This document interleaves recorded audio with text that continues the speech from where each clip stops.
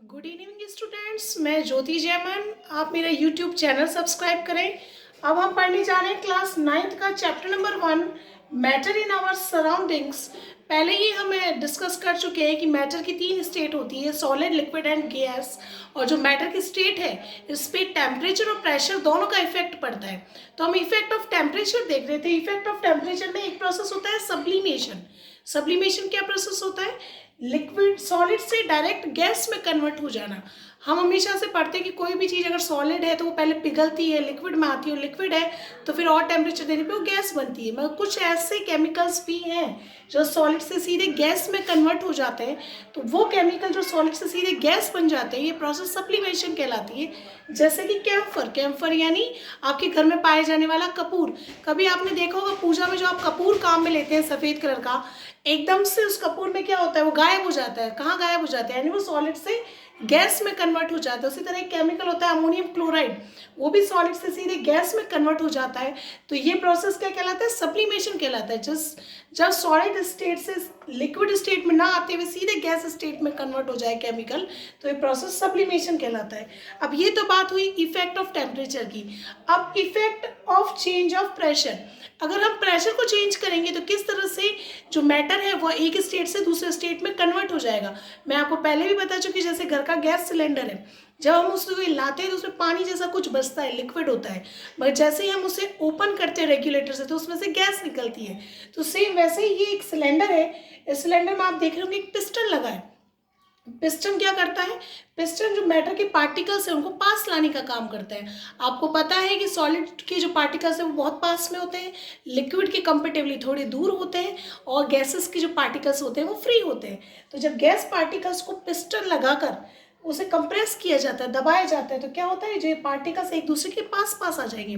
और जैसे ही पार्टिकल्स एक दूसरे के पास में आते हैं तो क्या होता है, जो गैस है वो लिक्विड में कन्वर्ट हो जाती है। गैस लिक्विड में कन्वर्ट हो जाती है। इसका एक एग्जांपल आपका गैस सिलेंडर है। दूसरा, कभी कभी ऐसा होता है लिक्विड को और ज़्यादा आप कूलिंग करें, कंप्रेस्ड करें, तो वो सॉलिड में कन्वर्ट हो जाती है। जैसे कार्बन डाइऑक्साइड गैस।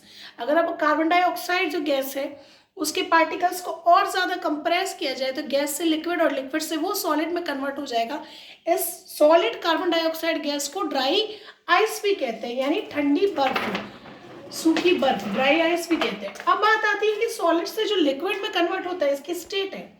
अगर सॉलिड से लिक्विड में कन्वर्ट हो रहा है तो इसे फ्यूजन कहेंगे, और अगर लिक्विड से सॉलिड में कन्वर्ट हो रहा है तो सॉलिडिफिकेशन कहेंगे। उसी तरह से अगर लिक्विड से गैस में कन्वर्ट हो रहा है तो लिक्विड से गैस में कन्वर्ट होने की प्रोसेस वेपोराइजेशन कहलाती है, वाष्पीकरण। और गैस से वापस लिक्विड में कन्वर्ट होना कंडेंसेशन यानी संघनन कहलाती है, जैसे भाप ठंडा करते हो आपको। उसी तरह से अगर सॉलिड से सीधे गैस स्टेट में कन्वर्ट हो जाए तो ये प्रोसेस सब्लिमेशन कहलाती है, जो हम डिस्कस कर चुके हैं। अब बात आती है, आपके इस चैप्टर का लास्ट टॉपिक आता है इवोपरेशन। इवोपरेशन, वाष्पीकरण। आप सब जानते हैं, जब आप धूप में कपड़े सुखाते हैं, तो गीले कपड़ों को जब आप सुखाते हैं थोड़ी देर बाद वो सूख जाते हैं। कभी आपने सोचा होगा कि ये कैसे सूख जाते हैं? ये प्रोसेस इवोपरेशन कहलाता है, यानी लिक्विड का वेपर बन जाना, यानी कपड़ों के अंदर जो पानी था वो वेपर बन के उड़ जाता है। अब बात आती है कौन कौन से फैक्टर हैं जो वेपराइजेशन को, इवेपोरेशन को इफेक्ट करते हैं। तो इवेपोरेशन को इफेक्ट करने वाले फैक्टर्स क्या है? An increase of surface area. Increase of surface area का मतलब ये होता है कि सतह के क्षेत्र को बढ़ाना। जैसे कपड़े हैं, मम्मी ने आपको कपड़े निचोड़ के दिए तो निचोड़े हुए कपड़े आप ऐसे ही सुखा देंगे तो वो बहुत दिनों तक नहीं सूखेंगे। मगर जैसे ही निचोड़े कपड़े को आप खोल के झटक कर सुखाते हैं तो जल्दी सूख जाता है। झटकने से हमने क्या किया, उसका सरफेस एरिया बढ़ा दिया। तो सरफेस एरिया इंक्रीज होते क्या होगा, इवोपरेशन फास्ट होगा, कपड़े जल्दी सूखेंगे। दूसरा, एन इंक्रीज ऑफ टेम्परेचर।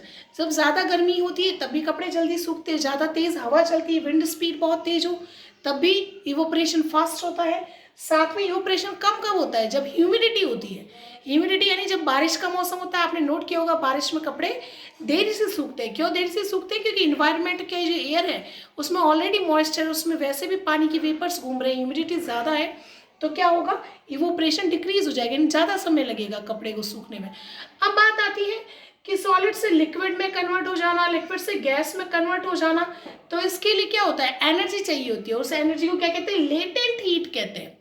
अब लेटेंट हीट क्या है? Latent heat of fusion, latent heat of evaporization, latent heat of fusion मतलब सॉलिड से लिक्विड में जब कन्वर्ट हो रही है कोई भी मैटर, सॉलिड से अगर लिक्विड बन रही है एनर्जी देने पे, तो वो एनर्जी पॉइंट जो एक स्टेट से दूसरे स्टेट में कन्वर्ट करने में उसको हेल्प कर रही है, वो एनर्जी लेटेंट हीट कहलाती है। उसी तरह लिक्विड से गैस में कन्वर्ट करने के लिए जो एनर्जी चाहिए वो energy latent heat of vaporisation कहलाती है, यानी लिक्विड को गैस में कन्वर्ट करने के लिए दी जाने वाली heat latent heat of vaporisation कहलाती है। तो यही कारण है कि आपके कपड़े गर्मियों में जल्दी सूख जाते हैं। यही कारण है कि जब आप बर्फ़ का पानी ग्लास में निकालते हैं तो उसके बाहर चारों तरफ ग्लास के सरफेस पे क्या हो जाता है, वेपर जमा हो जाते हैं, लिक्विड हो जाते हैं वेपर्स। तो यही सारा कारण है। अब जाके आपके चैप्टर कंप्लीट हो रहा है। नेक्स्ट क्लास में हम इसके क्वेश्चन आंसर्स डिस्कस करेंगे।